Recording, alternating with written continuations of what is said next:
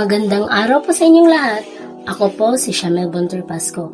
At ngayong araw ay gusto kong ibahagi sa inyo ang isang paksa na personally ay naging interesante para sa akin habang pinag-aaralan ko ang semantics. Ito ay tungkol sa iba't ibang uri ng kahulugan ng mga salita sa wika ayon kay Yoli noong 2017.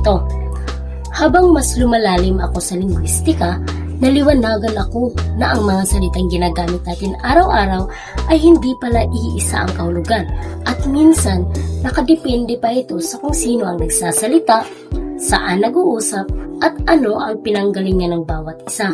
Kaya napakahalaga na maging malinaw sa atin ang pinagkaiba ng dalawang pangunahing uri ng kahulugan na ang una ay ang denotatibo at ang pangalawa ay ang konotatibo.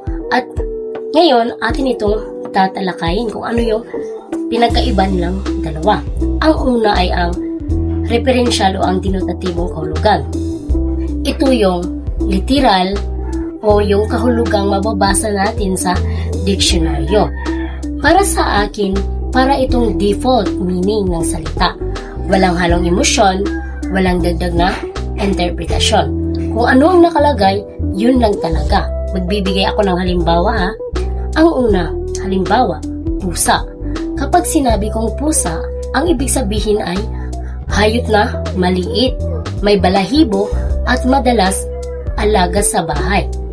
At pangalawang halimbawa naman, kapag sinabi kong puso, ang kahulugan ay organo na nagpapadaloy ng dugo at ito ay simple, direkta at walang dagdag na drama. Yun yung mga literal na kahulugan. At habang tinatalakay ko ito, naalala ko na ganito rin ang itinuturo natin sa mga batang nagsisimula pa lang bumasa, na kinakailangan nilang malaman talaga kung ano yung kahulugan at literal. At dadako naman tayo sa pangalawa. Ito yung nag-uugnay o associative o konnotatibong kahulugan. Dito, ito ang personal, mas emosyonal, at minsan mas komplikadong bahagi ng wika. Bakit kaya?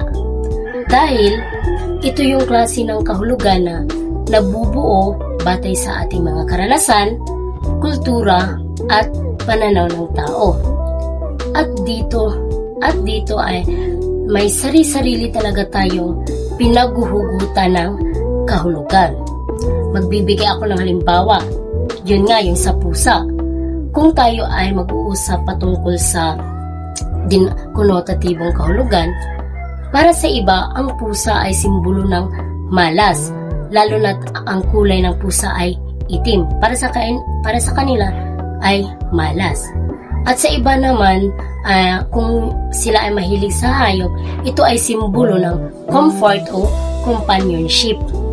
At sa pangalawang halimbawa naman ay ang puso. Sa denotatibo, ito ay organ sa ating parte. At sa konotatibo naman, ito yung pwedeng mga hulugang pagmamahal, pag-asa, sakit, o kahit sa ating crush. Depende kung anong pinagdadaanan ng tao. At dito ko nakita na ang wika pala ay hindi lamang gamit ng bibig at utak. May halong emosyon talaga. At dito ko napahalagahan ng husto ang semantics kasi tinutulungan niya tayong maging mas malinaw at mas maingat sa ating paggamit ng wika.